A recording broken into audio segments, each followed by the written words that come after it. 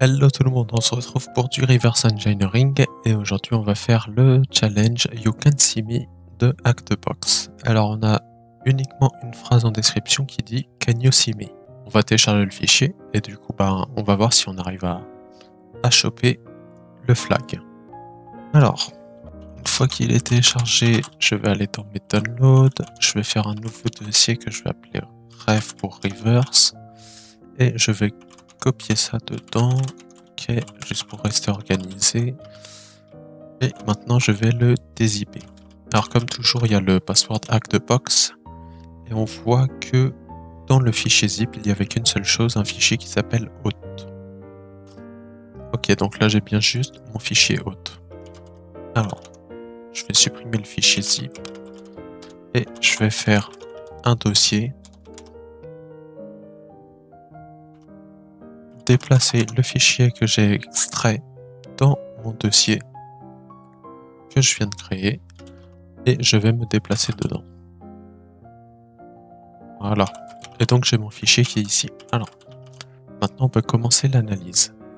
Donc comme toujours, on va commencer avec un file pour voir un peu ce qu'il y a. Donc on est sur de l'ELF 64 bits, ok, Little Endian LSB et strips, ce qui veut dire que une partie du débugage a été retirée. Ok, donc ensuite, première chose que je lance toujours, strings pour voir les chaînes de caractères qu'il y a. Voyons voir, on voit qu'il y a du printf, fget, string compare, donc on est probablement sur du C. Ici, il y a des %D, %P, c'est peut-être pour les printf ça. Alors, un welcome, I said you can see me. Et ici, là c'est intéressant, on a le début de notre flag, enfin on a la structure de notre flag, mais à l'intérieur on a un %S. Donc le %S va être remplacé par une chaîne de caractères, mais il faut qu'on trouve cette chaîne de caractères qui n'a pas l'air d'apparaître ici. Enfin, on voit quand même qu'on a un D6 de password, mais je ne pense pas que ce soit ça le flag. Alors, je vais lancer le logiciel, il me dit welcome, je vais lui dire cette phrase là, ok. Si je lui dis autre chose, c'est pareil, ok. Donc on va faire un ltrace qui n'est pas installé de base sur la distribution Kali Linux. Je vais vite fait l'installer.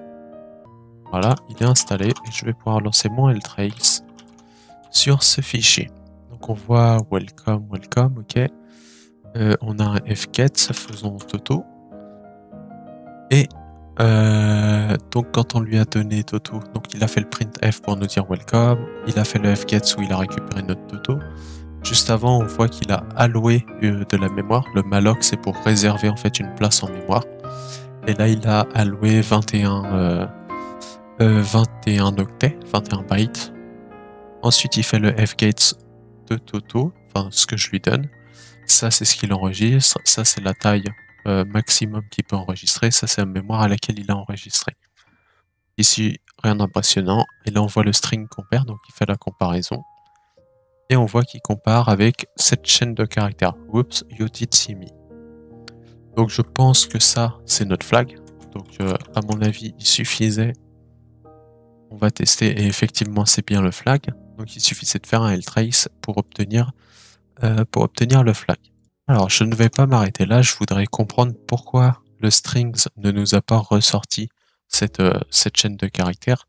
Donc, je voudrais voir qu'est-ce qui se passe derrière au niveau du logiciel, comment il fonctionne, pourquoi ça n'apparaissait pas et comment on va le faire apparaître. Pour ça, je vais lancer Ghidra et je vais analyser le binaire pour voir comment il fonctionne. Ok, donc là j'ai Ghidra, j'ai mon projet, donc je vais importer un fichier. Donc là c'est bien un ELF, x64, ok, destination folder, ok. On va garder tout ça comme ça. Ici il nous fait un petit résumé du binaire, donc là il n'y a pas de problème. Et ensuite je vais double-cliquer dessus pour regarder avec le code browser l'assembleur, plutôt le désassemblage. Donc là je vais lui dire d'analyser. Je garde toujours les paramètres par défaut, ce qui me vont très bien. Donc là il est en train d'analyser en bas à droite, pouf, il a terminé. Je vais mettre ça en plein écran et on voit déjà dans les fonctions que on n'a pas la fonction main. Donc ça, c'est dû au fait que si on regarde sur notre fichier hôte, il est strip. Ça veut dire que toutes les options de débugage ont été retirées. C'est pour ça qu'on n'a pas fonction main sur Ghidra. Par contre, là, j'ai cliqué sur la première fonction. Ça m'a déplacé donc sur cette fonction et je vois le décompileur là à côté. Je vois qu'il y a l'air de rien avoir dans cette fonction. Ici non plus. Ici non plus. Ici non plus. Ici, il y a pas mal de code. Et on voit également que dans cette fonction, on a le welcome qui est ici. Donc cette fonction, ça a l'air d'être le main. Je vais quand même regarder les deux autres fonctions. On en a une autre, je ne sais pas ce qu'elle fait, et celle-là, elle ne fait rien. Donc ça doit sûrement être le main. Donc je vais faire clic droit et edit function. Non, c'est pas ça. Clic droit rename, tout simplement. Et je vais l'appeler main. Un deuxième moyen de trouver cette fonction main qui était beaucoup plus simple, c'est aller tout là-haut dans le window. Donc aller dans le menu window et aller sur defined strings. Donc là, il va nous donner une liste de toutes les chaînes de caractères qu'il a trouvées. En fait, il a lancé la commande strings sur le binaire. Et quand on se déplace là sur ces différentes chaînes de caractères, donc là ici il y a le password, ici il y a ces différentes chaînes de caractères.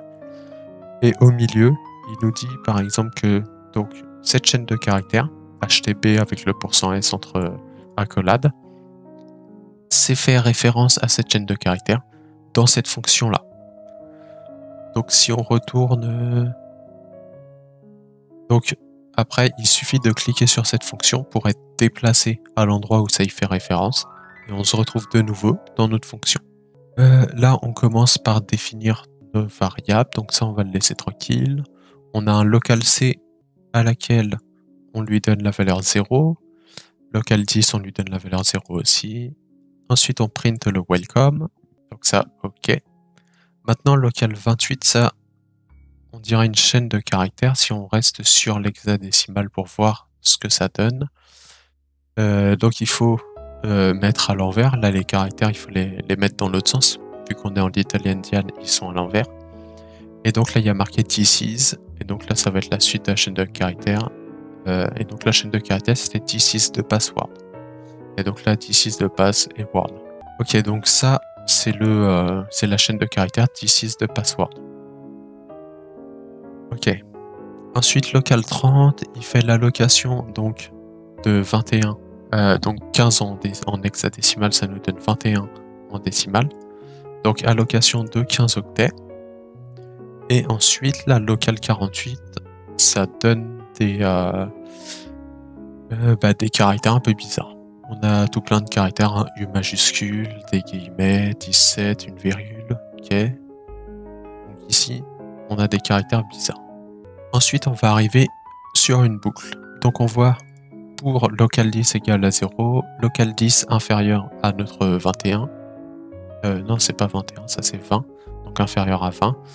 Local 10 égale local 10 plus 1. Donc là, local 10, c'est de toute évidence, c'est notre itérateur. Donc on va le renommer i. Voilà. Alors, ensuite, il fait local 28. Donc alors, je sais que ça peut paraître un peu bizarre, mais en fait, ce qu'il va faire là, c'est sélectionner le premier caractère de local 28. C'est-à-dire que quand on arrive dans la première itération de la boucle, i est à 0. Et ici, quand il fait local 28 plus i, en fait, il sélectionne à l'endroit de local 28, donc plus i plus 0, c'est-à-dire premier caractère de local 28. Donc en fait, de ce côté-là, donc ça, toute cette partie-là, ça veut dire qu'il sélectionne un à un. En fait, la boucle sélectionne un à un les caractères de cette variable, de cette chaîne de caractères. Il va sélectionner tout ça en fait, un à un. Et il va les rendre égales à local 48. Donc là, c'est pareil. Cet élément-là, c'est pour prendre chaque caractère de la local 48. Donc il va commencer par prendre, alors c'est à la fin, il va commencer par prendre là le 6D. 6D, ça correspond au M minuscule. Ensuite, il va prendre le 5e qui correspond au petit accent circonflexe, etc., etc. Et qu'est-ce qu'il y fait à la locale 48? Il y ajoute anti/n, donc un saut de ligne. Et anti/n en décimale ça donne 10, en hexadécimal ça donne un A majuscule. Donc en fait, qu'est-ce qu'il fait? Il prend là cette locale, en fait tout ce texte, le texte this is de password, il va être modifié par rapport aux valeurs qu'il y a dans cette variable là. Donc ce que je vais faire, c'est que je vais passer à la suite, juste avant de s'occuper, en fait, avant de refaire ce qu'il fait dans la boucle. Je vais juste passer à la suite pour vérifier, pour continuer à savoir ce qu'il fait en fait. Donc là, il fait un fget, il prend du standard input et il le met dans local 30. Donc local 30, on va le renommer, c'est l'input de notre utilisateur. Ivar 1, donc ça c'est un string compare. Local 28, donc il compare le flag, en fait le flag qui a été modifié, parce que là on sait que local 28 a été modifié par la boucle for. Donc il compare là ce this is de password modifié avec l'input de l'utilisateur. Si c'est égal à 0, donc si le string compare a fonctionné, il va afficher le flag. Sinon il dit I said you can see me. Donc la réponse elle est bien ici. Elle est bien dans cette boucle for. Et tout ce qu'il nous suffit de faire, c'est de prendre cet hexadécimal là. Par exemple, on a un 6D. Et cet hexadécimal, lui, rajouter l'anti/n. Donc au niveau de l'assembleur, quand on rajoute anti/n, comme ça, en fait, tout ce qu'on va faire, c'est ajouter à notre valeur la valeur des hexadécimales. Donc là, en fait, on va faire un 6D plus un A majuscule. Donc si on fait un hex calculator, juste pour montrer en fait ce qu'il fait, je pense que ça devrait suffire. Voilà, donc là on a quoi comme hexadécimal? On a 6D qui nous donne un M. Donc là, pour savoir ce que ça nous donne, 6D, on va se reporter à la table ASCII. Dans notre table ASCII, le 6D, alors l'hexadécimal est dans cette colonne là, 6D est ici, 6D est ici, et ça donne bien un M. Maintenant, si on fait 6D plus un A majuscule, on calcule, ça va nous donner 77. Et 77 dans notre table, ça donne un W. Maintenant, si on regarde notre flag, il était ici. La première lettre, c'est bien un W. Donc tout simplement, la boucle for, c'est ce qu'elle va faire. Après, elle va prendre le 5E. Donc 5E plus A, ça va nous donner 68. Et 68, c'est un H. Et encore une fois, notre flag, la deuxième lettre, c'est bien un H. Donc en fait, pour résoudre le challenge sans utiliser le ltrace, alors le ltrace va nous permettre de le faire beaucoup plus rapidement, mais il nous suffirait en fait de calculer à chaque fois l'hexadécimal plus A.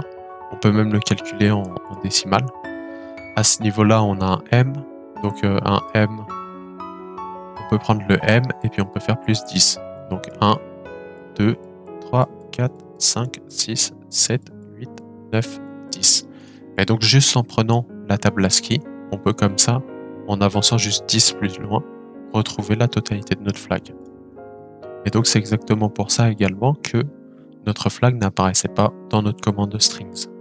Parce qu'il y a cet ajout de 10 au caractère this de password. Donc voilà, c'est tout pour ce challenge. Donc on peut le résoudre très simplement avec un ltrace, juste là. Ou alors on peut aussi regarder comment il fonctionne et le résoudre assez facilement, juste parce que c'est juste une boucle for qui nous donne la réponse. Dans tous les cas, j'espère que vous aurez appris quelque chose et je vous souhaite une bonne journée.